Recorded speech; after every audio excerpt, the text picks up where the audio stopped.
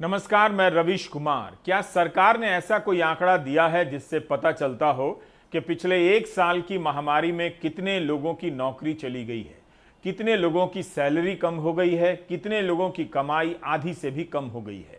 ऐसे लोगों के जीवन पर क्या असर पड़ा है? लोग ट्विटर से लेकर फेसबुक पर लिख रहे हैं कि उनकी नौकरी चली गई है, घर चलाने के पैसे नहीं हैं। इन बातों पर चिंता छोड़कर बहस हो रही है कि किसे ब्लू टिक मिल रहा है और किसे नहीं मिलना चाहिए। अमेरिका का ब्यूरो ऑफ लेबर स्टैटिस्टिक्स हर महीने बताता है कि कितने लोग बेरोजगार हुए हैं। मई महीने में बेरोजगारी की दर में 0.3% की कमी आ गई। अमेरिका में 93 लाख लोग बेरोजगार हैं इस वक्त। महामारी के पहले यानी फरवरी 2020 में बेरोजगारों की संख्या 57 लाख ही थी। यही नहीं, आपको पता चलता है कि किस समुदाय में बेरोजगारी अधिक है, किसमें कम है। इसी तरह ब्रिटेन में भी सरकार आंकड़े जारी करती है कि मार्च और जून के बीच करीब 6.5 लाख लोगों की नौकरियां चली गईं। वहां के वित्त मंत्री ऋषि सुनक ने माना कि मुश्किल वक्त है, सरकार ने रोजगार की व्यापक योजना बनाई है। ब्रिटेन में हर 3 महीने पर ऑफिस ऑफ नेशनल स्टैटिस्टिक्स आंकड़ा जारी करता है। नीदरलैंड की एक संस्था है central agency for statistics, CBS, इसने भी अपनी वेबसाइट पर इसका विश्लेषण पेश किया है कि कोविड के कारण नौकरी पर क्या असर पड़ा है, कितने लोग बेरोजगार हैं, कितने लोग अपनी बचत से पैसे निकालकर काम चला रहे हैं। भारत में आप इस तरह के डेटा के बारे में आधिकारिक तौर पर नहीं जानते हैं। जैसे महामारी से मरने वालों की संख्या गायब कर दी गई, उसी तरह से महामारी में बेरोजगार हुए लोगों की संख्या भी गायब कर दी गई है। भारत के श्रम एवं रोजगार मंत्रालय ने 2020-21 की सालाना रिपोर्ट जारी की। इस सालाना रिपोर्ट में रोजगार का आंकड़ा ही नहीं था। Centre for monitoring Indian economy CMIE ही है जो बेरोजगार का सर्वे करता है और उसी से आंकड़े का अंदाजा मिलता है। हालत यह है कि उद्योगों की संस्था CII भी CMIE के आंकड़ों को ही कोट कर रही है। लोगों की आमदनी किस तरह से प्रभावित हुई है, इस पर सरकार बात नहीं करती। लोग भी सरकार के बारे में किसी और मसले को लेकर बात कर रहे होते हैं। हालत यह है कि बहुत से माँ बाप के पास फीस भरने के पैसे नहीं हैं। शिक्षा मंत्रालय यह भी नहीं बताता कि महामारी के दौरान कितने बच्चों के स्कूल छूट गए हैं फीस न भरने के कारण। यही नहीं, जो बच्चे फीस नहीं दे पा रहे हैं उन्हें क्लास का लिंक नहीं भेजा जा रहा है। एक तरह से क्लास से निकालना ही हुआ। मुंबई के ऐसे माँ बाप अदालत के पास गए हैं। ऐसे मसलों पर कहां तो सरकार को लोगों के पास जाना चाहिए, लेकिन लोग अदालत के पास जा रहे हैं कि सरकार सुन ले। मुंबई के चारकोप इलाके के एक निजी स्कूल के बाहर रोजाना इसी तरह बड़े पैमाने पर अभिभावक खड़े दिख जाएंगे। सभी की कोशिश होती है कि किसी तरह प्रिंसिपल को मना लिया जाए और उनके बच्चों की पढ़ाई दोबारा शुरू हो जाए। सोमवार से ही मुंबई के स्कूल खुल चुके हैं, लेकिन ऐसे बच्चों को अब तक ऑनलाइन क्लास में नहीं जोड़ा गया है जो फीस नहीं भर पाए। ट्रांसपोर्ट कारोबार से जुड़े दीपक साल्वी का बेटा इसी स्कूल में पढ़ता है। अब तक ये स्कूल की शुरुआत में ही साल भर की फीस भर दिया करते थे, लेकिन 1.5 साल से कारोबार ठप है, जिसका असर इनकी जेब पर पड़ा है। बमुश्किल घर चल पा रहा है, फीस भरना फिलहाल मुमकिन नहीं है। उदय अहिरे की कहानी भी ऐसी ही है। ये ड्राइवर का काम करते हैं और कड़ी मेहनत कर अपने बच्चों को अच्छे स्कूल से पढ़ाना चाहते हैं। अब तक सब कुछ ठीक चल रहा था, लेकिन कोरोना का असर इनकी जेब के साथ ही बच्चों के भविष्य पर पड़ा है। इनकी तरह ही कई और भी हैं। तो हम फी भरने के लिए मना तो करने रहे, हम लोग भरेंगे। अभी सब लोग परेशान हैं, लोगों की नौकरियां गई है, हमारे पास जॉब नहीं है, तो बच्चों का पढ़ाई रोक के आप बच्चों को फी भरने के लिए बोल रहे हैं, तो बहुत गलत बात है। अभी हम लोग को तो परिस्थिति ऐसी है कि मेरी मम्मी खुद कैंसर की वजह से अभी 9 तारीख को ऑफ हो गई है और 1 साल से मेरा वो इलाज चल रहा था। इसके लिए मेरा तो बहुत दिक्कत हो गया। मैंने उनको रिक्वेस्ट बहुत किया, वो बोले हमारे हाथ बंधे हुए, हम लोग को ऊपर से ऑर्डर आता है दादर से, वो जो बोलते हैं वही हम लोग करते हैं। ये लोग की निगेटिव थिंग है, ये लोग अपना तिजोरी भरना चाहते हैं, ये लोग का पैसा चाहिए बस। ये लोग बच्चे की अपना, ये आज का बच्चा कल का फ्यूचर है, ये लोग ये नहीं देख रहा है कल का फ्यूचर खराब कर रहा है। मुंबई के मालवनी इलाके के छोटे से घर में रहने वाली सारा सैयद के 2 बच्चे अंग्रेजी स्कूल में पढ़ते थे।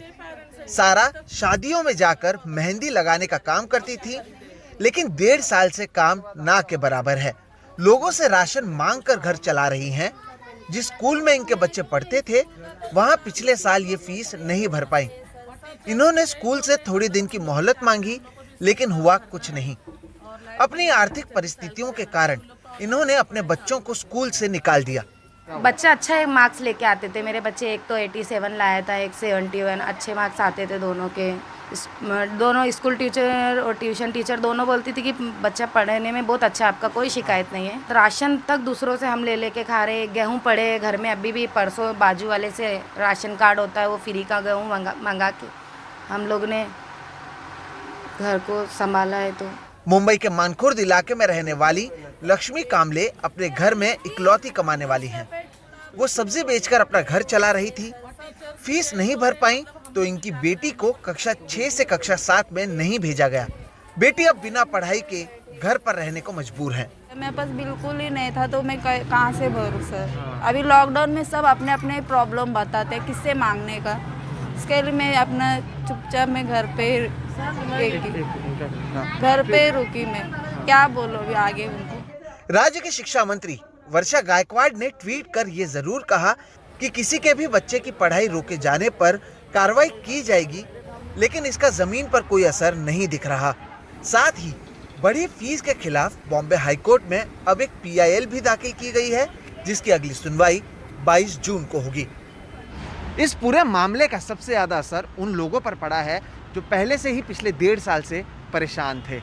शायद शिक्षा ही एक रास्ता था जिसके जरिए वो अपना भविष्य सुधार सकते थे, लेकिन पैसों के चलते अब उन्हें इससे भी वंचित रखा जा रहा है। मुंबई से अशोक महाडिक और कैमरा पर्सन संजय मंडल के साथ Sohit Mishra, NDTV India. Front line में जनवरी में रिपोर्ट छपी है, पत्रिका है कि कोविड के कारण 11वीं 12वीं की 1 करोड़ लड़कियों की पढ़ाई छूटने का खतरा है। मध्यम वर्ग का वो हिस्सा जो रोज और हर महीने की कमाई पर निर्भर था, बुरी तरह सरक कर गरीबी में चला गया है। पेरेंट्स एकता जिंदाबाद, जिंदाबाद, जिंदाबाद, जिंदाबाद। बढ़ी हुई फीस। इन अभिभावकों के बच्चे फरीदाबाद के DAV पब्लिक स्कूल में पढ़ते हैं। इन लोगों ने स्कूल के बाहर प्रदर्शन किया है ताकि फीस माफ हो जाए। नहीं सहेंगे अत्याचार। इसी तरह का प्रदर्शन नागपुर, हैदराबाद, पुणे, गुरुग्राम, मुंबई, सूरत और चंडीगढ़ में भी हो चुका है। कई शहरों में तालाबंदी के दौरान स्कूल की फीस बढ़ाने की खबर आई है, जबकि टीचर शिकायत कर रहे हैं कि उन्हें पूरी सैलरी नहीं दी जा रही है। झारखंड पेरेंट्स एसोसिएशन ने 22 मई को ट्वीट किया है कि राज्य सरकार के आदेश को दरकिनार कर निजी स्कूल मनमाना फीस वसूल रहे हैं।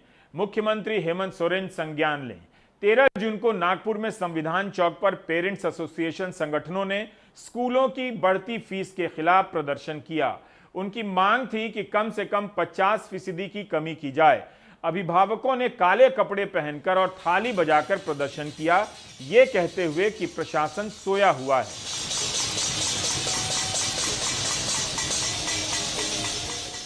जब इनकम नहीं है तो हम फीस टाइम पे कैसे भरें? अगर हम फीस टाइम पे नहीं भर पा रहे हैं तो हमारे बच्चों को ऑनलाइन क्लासेस से निकाल दिया जा रहा है, उन्हें ब्लैकमेल किया जा रहा है। 15% फीस बढ़ा दी है। अच्छा। इस अप्रैल से, ठीक है, जबकि लॉकडाउन चल रहा था। प्लस इसके अलावा development charges per month, development charge भी बढ़ा दिया है। अच्छा, 1250 रुपए पर मंथ डेवलपमेंट चार्जेस कर दिया है, जो कि पूरे एनुअल चलेगा। तालाबंदी और काम धंधा बंद होने के कारण मिडिल क्लास बच्चों की फीस देने के लिए संघर्ष कर रहा है। हमारे पास इसका भी आंकड़ा नहीं है कि दिल्ली या किसी शहर के स्कूलों में कितने बच्चों की फीस लेट आई है। हर चीज तुक्केबाजी पर चल रही है। डेटा को तेल कहने वाली सरकार तेल के दाम बढ़ने पर चुप है और डेटा के गायब होने पर भी चुप है। सोशल मीडिया पर कई लोग लिख रहे हैं कि कमाई बंद हो जाने से फीस नहीं दे पा रहे हैं। उनकी समस्या यह है कि मीडिया में आ भी नहीं सकते। वृंदा ने लखनऊ के ऐसी ही एक महिला से बात की। उनकी कहानी हम आपके सामने लाना चाहते हैं। हमने पात्र की पहचान बदल दी है। कविता का परिवार आय प्रमाण पत्र के अनुसार गरीबी रेखा से नीचे आता है। दूसरी क्लास में 8 साल का बेटा पढ़ता है और बेटी 6ठी में।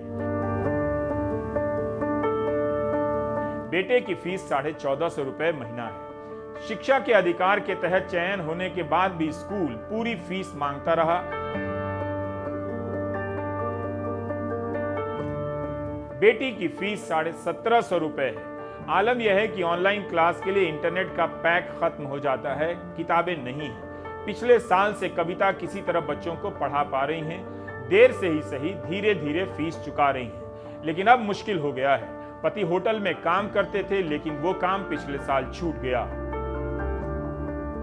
कविता ट्यूशन पढ़ाती थी, लेकिन लोगों की कमाई कम होने से ट्यूशन से उनकी कमाई घट गई है। हम नहीं जानते कि इस देश में ऐसे कितने परिवार इस तरह के संकट का सामना कर रहे हैं, लेकिन हम यह भी नहीं जानते कि फिर इस देश में आईटी सेल का हिंदू मुस्लिम प्रोपेगेंडा कैसे चल रहा है।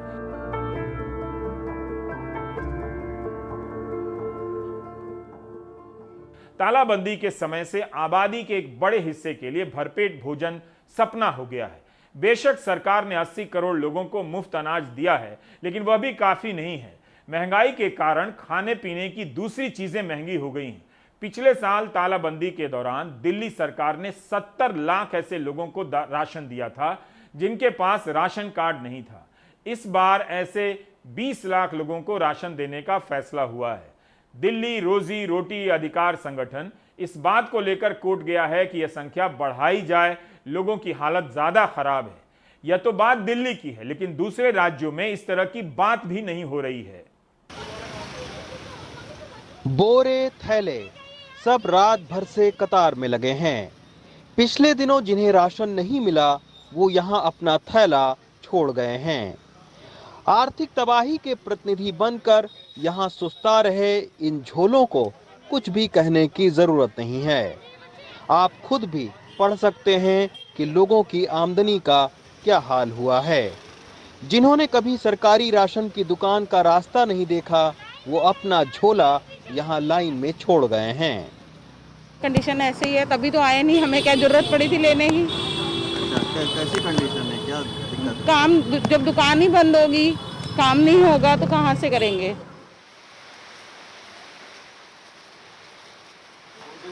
यहाँ पर आधार कार्ड से राशन मिल रहा है। जिनके पास राशन कार्ड नहीं है उन लोगों को राशन दिया जा रहा है। एक आधार कार्ड पर 4 किलो गेहूं और 1 किलो चावल मिल रहा है। कोरोना की पहली और दूसरी लहर में लोगों के आर्थिक हालात पर क्या असर पड़े हैं, इस पर तमाम सारे रिसर्च आए हैं। जो प्योर रिसर्च है उसका ये कहना है कि जो भारत का मिडिल क्लास है वो 9.9% से सिकुड़कर 6.6% रह गया है। जबकि अजीम जो प्रेम जी यूनिवर्सिटी है उसकी शोध बताती है कि इस कोरोना के संक्रमण की वजह से 10 करोड़ से ज्यादा लोगों के रोजगार छिन गए हैं। रानी गार्डन से 2 किलोमीटर चलकर गीता कॉलोनी आई 61 साल की संतोष कुमारी सुबह 5 बजे से आई हैं। उनके परिवार में 8 लोग हैं। लॉकडाउन में सिलाई का काम बंद हो गया, साथ ही दोनों लड़कों की नौकरी चली गई। अपनी बीमार लड़की और परिवार के हालात बताते वो भावुक हो जाती हैं। ये कतार आप देख सकते हैं कि ये लाइन है सरकारी राशन लेने वालों के। ये आप देखिए माता जी हैं यहाँ पे, संतोष जी, उनके परिवार में 8 लोग हैं। 2 बच्चे हैं, 2 लड़के हैं जो नौकरी करते थे, उनकी नौकरी छूट गई लॉकडाउन में। एक लड़के की जो है वो नौकरी मिली और एक लड़की इनकी ब्लाइंड है। तो पूरे परिवार में 8 लोग हैं। और ये माता जी खुद सिलाई कढ़ाई का काम करती थी। सामान्य दिनों पर ये खुद जो है सिलाई करके अपना कमा लेती थी, लेकिन अभी 2 महीने से माता जी लॉकडाउन है और इसी की वजह से आप देखिए 1 नंबर है इनका। राशन लेने वालों की कतार में एक लाइन है और सुबह 5 बजे से माता जी यहाँ पर लाइन पर खड़ी हुई। अगर इनके दोनों बच्चों की नौकरी लगती तो शायद ये यहाँ पर लाइन में नहीं लगती। तो ये एक आर्थिक हालात है। माता जी, दोनों बच्चों की अगर नौकरी लगती तो शायद आपको राशन लेने की जरूरत नहीं पड़ती। फिर कैसे नौ को तो करने ही नहीं देते, वो तो बच्चे ऐसे मैंने पढ़ाई भी लिखाई भी सब कुछ क्या करें, नहीं लग पाई। अच्छा, आप भी कुछ काम करती थी सिलाई? हाँ, सिलाई करते, पेटीकोट सिले हमने बहुत, और अपना ब्लाउज व्लाउज भी सिल लेते हैं सब। अभी काम बंद पड़ा है? अब तो बंद है बिल्कुल, अब तो कुछ भी नहीं चल रहा। सुबह 5 बजे से यहाँ पे राशन? हाँ, यहीं बैठी हूँ मैं। और कितनी दूर से आई हैं? आई तो मैं गांधीनगर से, वो लड़की बीमार हुई ना, जब से रानी गार्डन चली। रानी गार्डन से कल पैदल आई थी, पैदल चली गई। आज बैटरी वाला मिल गया था तो 20 रुपए में आ गई थी। सरकारी स्कूल में मुफ्त राशन की इस कतार में बड़ी तादाद महिलाओं की है। खुद का मकान है लेकिन बेटा 2 साल से बेरोजगार।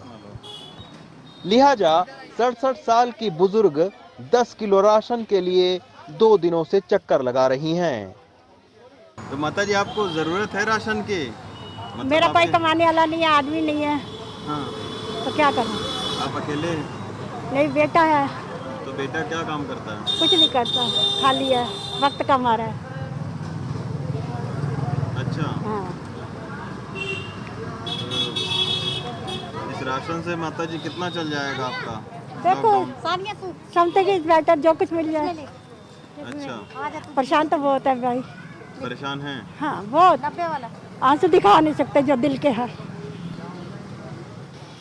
कोरोना संक्रमण की लहर के प्रभाव पर सरकारी और गैर सरकारी आंकड़े तो आप बहुत पढ़ते हैं, लेकिन ये तकलीफ उनकी है जो इस हालात से रोजाना जूझ रहे हैं।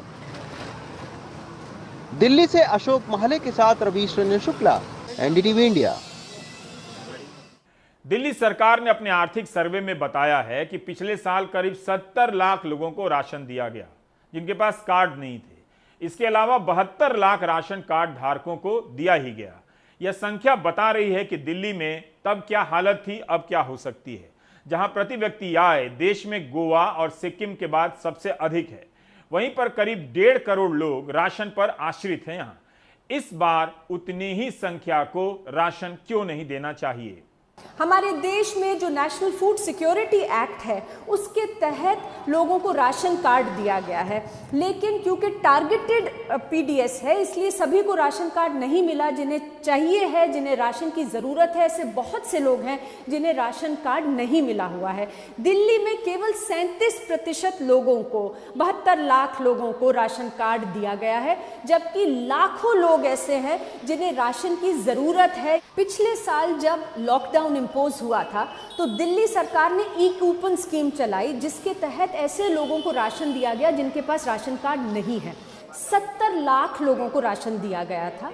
इस बार दिल्ली सरकार ने सुप्रीम कोर्ट के ऑर्डर के बाद जो गाइडलाइंस इशू की हैं, स्कीम इशू की है, उसमें लिखा है कि केवल 20 लाख लोगों को राशन दिया जाएगा। तो सीधा सवाल ये उठता है कि 50 लाख लोगों का क्या होगा। और अगर हम देखें तो जो डेजिग्नेटेड सेंटर्स हैं वहाँ पर सुबह 5 बजे से लाइनें लग रही हैं और स्टॉक ख़त्म हो जा रहा है क्योंकि एडिक्वेट नहीं वहाँ पर प्रावधान किया गया है राशन दिए जाने का।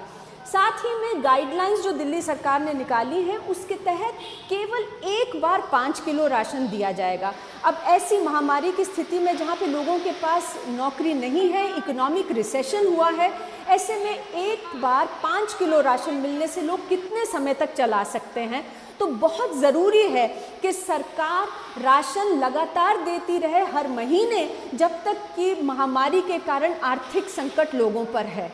अगर हम देखें हमारे देश में अभी 100 मिलियन मेट्रिक टन से ज़्यादा राशन, गेहूं, चावल भरा हुआ है हमारे गोदामों में।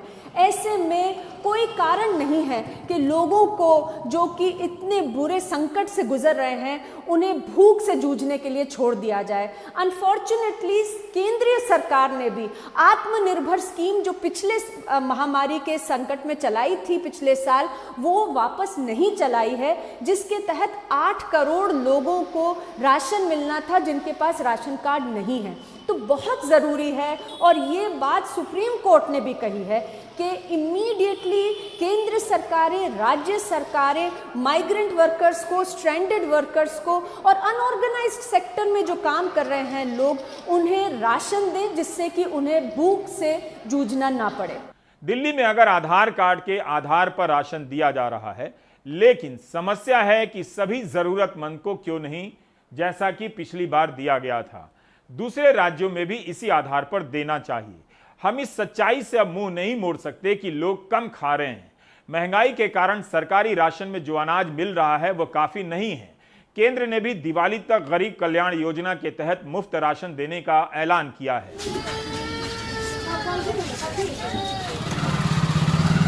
हमारे सहयोगी हबीब पटना के लोदीपुर स्थित एक राशन की दुकान पर गए। सामान्य आवाजाही थी, वहां आने वालों को पता है कि जो मिल रहा है वही काफी है और उसी से काम चलाना पड़ेगा। गेहूं और चावल तो मिल जाता है, लेकिन भोजन सिर्फ चावल और गेहूं से नहीं बनता है। तेल के अलावा दाल भी महंगा हुआ है। खाने का बजट बढ़ गया है, भोजन रोज की लड़ाई है। यहाँ खरीदने आए एक व्यक्ति ने बताया कि तेल महंगा होने के कारण उबाल कर खा रहे हैं। इतना महंगाई में आप तेल खरीद पाएंगे? क्या किया जाएगा, तेल नहीं तो थोड़ा सा पानी में उबाल कर ही खाना पड़ेगा, और क्या होगा। जितना जो बंदी में ये सब कारोबार बंद रहेगा तो जितना सक्षम होगा उतना ही खाएगा ना, क्या करेगा। ये जो चावल मिला आप उसको खाएंगे? देखेंगे, किसी तरह बना के खाना ही पड़ेगा। खाली गेहूं में चावल न भरते हैं, और तो सारा सामान तो बाहर से हम किनते हैं सर। अब 10 आदमी है खाने वाला या 1-2 आदमी कमाने वाला, वही से क्या होगा, कुछ नहीं होगा। तेल देखते हैं उतनी ही महंगाई हो गए हैं, हर चीज़ की महंगाई, सब्जी उब्जी उतने महंगाई हो गए, कुछों के साधने नहीं देखते हैं। गेहूं के पिसाई 4 रुपये गेहूं के पिसाई हो गई, उससे कहाँ चलने वाला। सब चीज़ तो मोले खरीदते हैं, कड़वा तेल मोले है, चीनी मोले है, सब मसाला मोले है, खरीद के खा रहे हैं। अब 5 किलो 10 किलो से क्या होगा। हम लोग बहुत मजबूर में हैं। हम लोग तो कहते हैं सरकार के कि हमने के नौकरी दिया जाए, कुछ में काम लगा दीजिए कि करेंगे खाएंगे बाले बच्चे। कहाँ कुछ दे रहे हैं, 5 किलो 10 किलो दिवा रहे हैं तो उसे क्या होगा, 1 महीना थोड़े चलता है।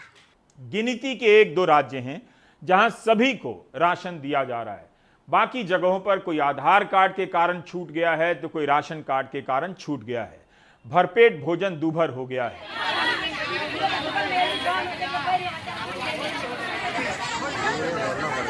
यह दृश्य मदुरै का है। यहां राशन की दुकान के बाहर भीड़ लगी है। न्यूज एजेंसी ANI ने लिखा है कि सामाजिक दूरी का पालन नहीं हो रहा है। तमिलनाडु की राशन दुकानों पर उमड़ रही भीड़ को लेकर सबने रिपोर्टिंग की है। आज के दौर में इस पर जोर देना ही चाहिए कि यह भीड़ कोरोना को और फैला सकती है। शायद इसी वजह से दिल्ली के मुख्यमंत्री अरविंद केजरीवाल ने लोगों को घर घर राशन पहुंचाने की बात की है। लेकिन राशन की दुकानों पर उमड़ रही भीड़ का समाचार केवल कोरोना के लिहाज से महत्वपूर्ण नहीं है।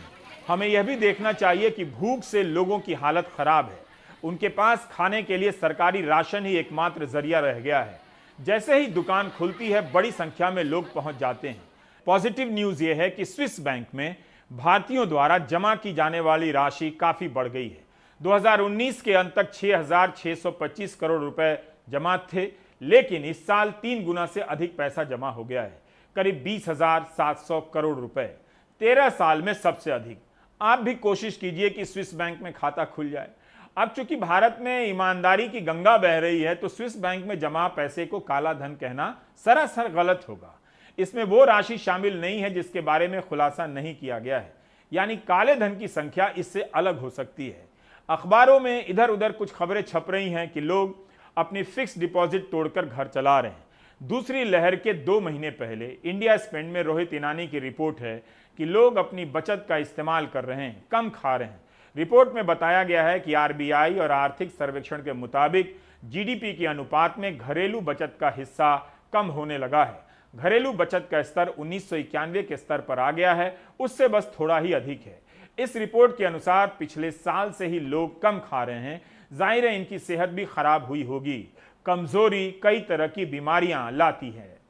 अयोध्या में जमीन खरीद का मामला ठंडा नहीं पड़ रहा है। मुख्यमंत्री योगी आदित्यनाथ की सफाई के बाद भी कि इसमें कोई घोटाला नहीं है, रोज नए नए तथ्य सामने आ रहे हैं, मीडिया की रिपोर्ट में भी और विपक्ष के अलग अलग दावों में भी। राम जन्मभूमि ट्रस्ट की खरीदी गई ज़मीन पे ताज़ा विवाद ये है कि एक ही शख्स से बोर्ड ने 2 ज़मीनें खरीदी। हमारे दाहिने हाथ की तरफ जो ज़मीन खरीदी वो 18.5 करोड़ में ख़रीदी गई। ये खूबसूरत बाग है। और हमारे बाएं हाथ की तरफ जो ज़मीन ख़रीदी गई उससे थोड़ी ही कम ज़मीन सिर्फ 8 करोड़ रुपए में ख़रीदी गई। विपक्ष ये सवाल उठा रहा है कि क्या वजह है कि एक ही शख्स एक ही दिन एक ही जगह मौजूद 2 ज़मीनों को 2 अलग अलग दामों पे बेचता है और बोर्ड उसको ख़रीद लेता है, एक 18.5 करोड़ में, दूसरा 8 करोड़ में। अगर इसकी मालियत और बढ़ा भी दी जाए ज़मीन कम होने की वजह से तो भी इसकी मालियत 9 करोड़ 35 लाख के आसपास जाती है। तो 9 करोड़ 35 लाख और 18.5 करोड़ में तकरीबन 2 गुने का अंतर है। राम जन्मभूमि ट्रस्ट ने इन बागों की 2 खरीद 18 मार्च को एक साथ की। ट्रस्ट ने 6:51 पे 10,370 स्क्वायर मीटर का बाग 8 करोड़ में ख़रीदा और 7:15 पे 12,080 स्क्वायर मीटर का बाग 18.5 करोड़ में ख़रीदा।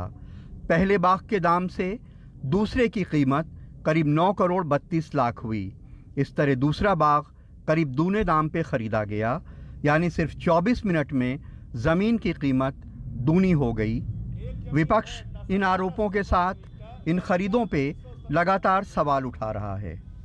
एक जमीन है 12,080 वर्ग मीटर, एक जमीन है 10,370 वर्ग मीटर, एक जमीन का दाम है 18.5 करोड़ रुपए, एक जमीन का दाम है 8 करोड़ रुपए। ये भ्रष्टाचार है कि नहीं है?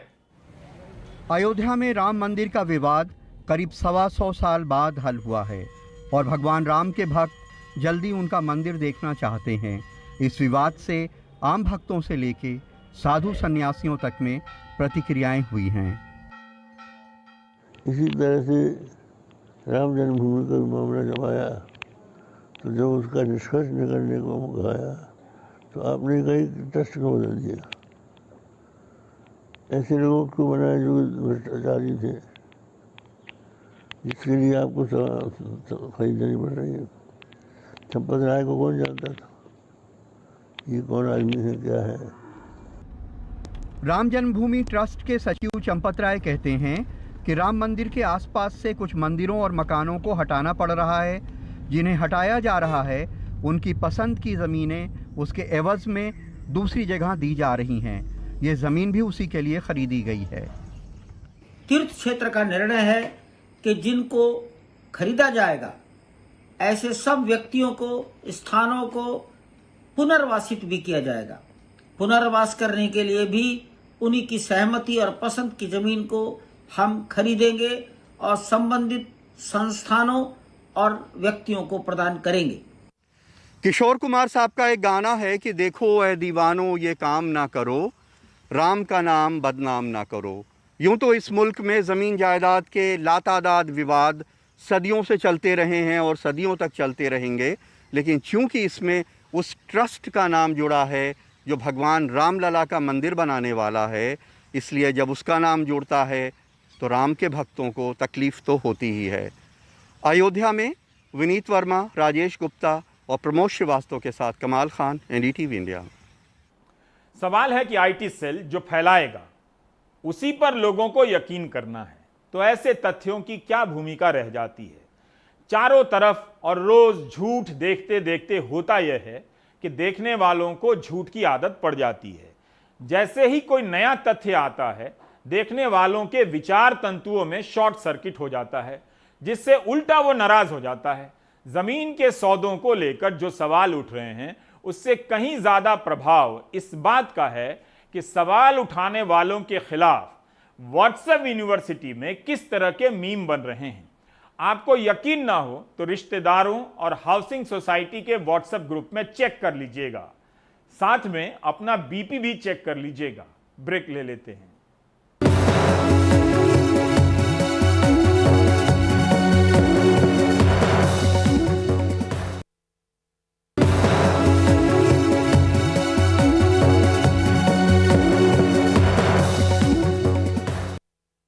देश में सोयाबीन का सबसे बड़ा उत्पादक है मध्य प्रदेश, लेकिन इस साल सोयाबीन बीजों का संकट गहरा गया है। खरीफ सीजन सिर पर है और बुवाई शुरू होने वाली है। किसान हैं कि बीज ढूंढ रहे हैं, जहां मिल रहा है वहां 8 से 12,000 रुपए क्विंटल। इस कालाबाजारी को रोकने के बजाय कृषि मंत्री कह रहे हैं कि सोयाबीन घाटे का सौदा है, किसान दूसरी फसल लगा लें।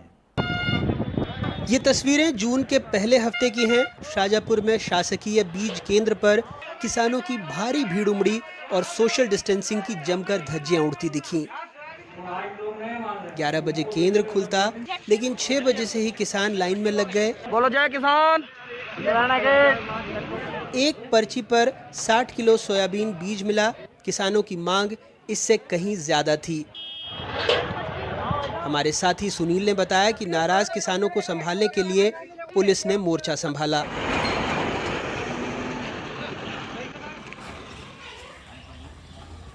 खरगोन जिले से आसिफ खान बता रहे हैं कि खरीफ सीजन को लेकर किसानों ने तैयारियां शुरू कर दी। इस साल 70,000 हेक्टेयर में सोयाबीन की बोवनी किए जाने का लक्ष्य रखा गया, लेकिन किसानों को दुकान, सोसाइटी कहीं से बीज नहीं मिल पा रहा।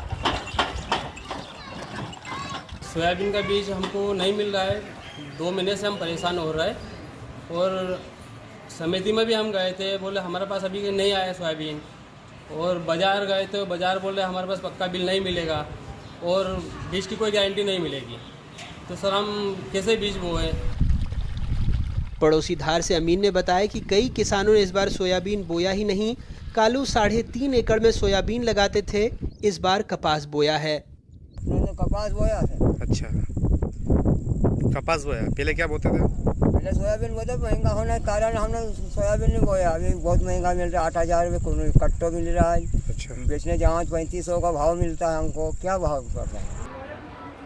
मध्य प्रदेश को सोया राज्य का तमगा मिला हुआ है, लेकिन इस बार किसानों को गुणवत्ता वाले सोया बीजों के गंभीर संकट का सामना करना पड़ रहा है। जो हैं वो 10,000 रुपये प्रति क्विंटल से 12,000 रुपये प्रति क्विंटल की कीमत पर उपलब्ध हैं। देश में सोयाबीन उत्पादन में मध्य प्रदेश और महाराष्ट्र का लगभग 89% हिस्सा है। पिछले साल मध्य प्रदेश में लगभग 58.54 लाख हेक्टेयर में फसल बोई गई थी, जबकि महाराष्ट्र में लगभग 43 लाख हेक्टेयर में।